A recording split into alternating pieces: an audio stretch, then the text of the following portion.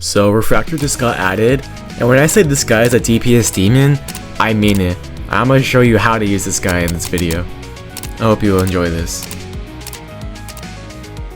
Refractor in its early levels is expensive to place and upgrade, but it provides a lot of DPS and range. Refractor deals laser damage, so high laser resistant enemies hard counter him, as he has no ignore laser resistance stat. The way the top half works is that the beam is able to chain off enemies. The initial target receives full damage, and the chain beam deals less damage. This is really good if your Refractor is stuck targeting a high laser resistant enemy, as whatever's behind it can still get damaged. It's also just good for crowd control in general. Level 4 increases the chain amount, whereas level 5 allows Refractor to ignore any obstacle. This means if there's a map like Cow Annoyance that you're playing on, Refractor is going to have no range blocked. The only downside to this is it's quite expensive and deals similar damage to a Golden Juggernaut. Speaking about its damage, since it's so similar to a 2-5 Golden Juggernaut, the cost efficiency isn't super great when you're trying to kill bosses. It still does really good damage, but you do not want top Refractor as your main boss DPS. Not only is it just expensive, but it has dynamic pricing of 30,000, so each new top path Refractor at level 5 is going to be less and less cost efficient. Since he's built for his chain beam to actually chain off a lot of enemies, do not use him for DPS against single targets. Ideally, top path is going to benefit you if you use it on maps with lots of walls, and for waves like this where there's a bunch of enemies grouped closely together for the chain to reach its max bounds. The way the chain works is that if an enemy is close enough, the initial target of the beam will chain to the next target, and if the secondary target has something close to it, it'll bounce to them next and so on until it reaches its limit. Here's another example of it shredding hordes.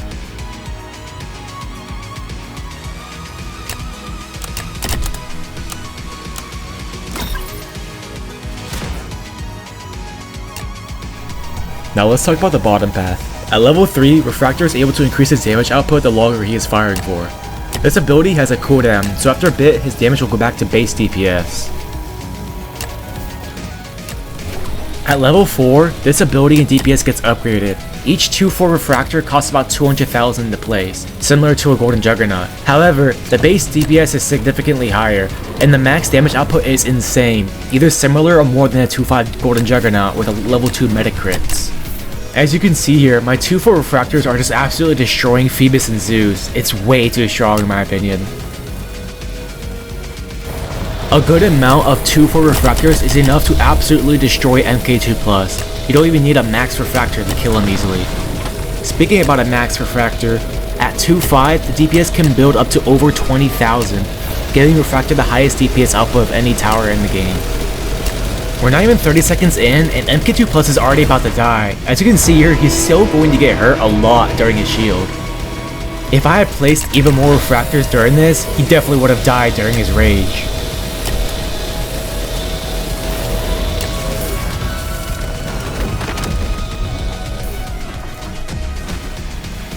The sheer DPS bottom Refractor can output is insane. If it could receive damage buffs from Commander, Medic, or John, it would undoubtedly be the best tower to use regardless of the mode. You're mainly just going to want to use bottom Refractor for things like bosses and high health enemies. You can also pair with EDJ and Toxinator. EDJ will buff his damage by a lot, and Toxinator is a good way to indirectly buff his damage output as well. Now, although Refractor deals insane DPS, he is still vulnerable due to his high price tag. Despite having over 20,000 HP, some attacks will one-shot him, and others will weaken him over time until he dies. I highly recommend Shield Tower or Ubering him to keep him alive.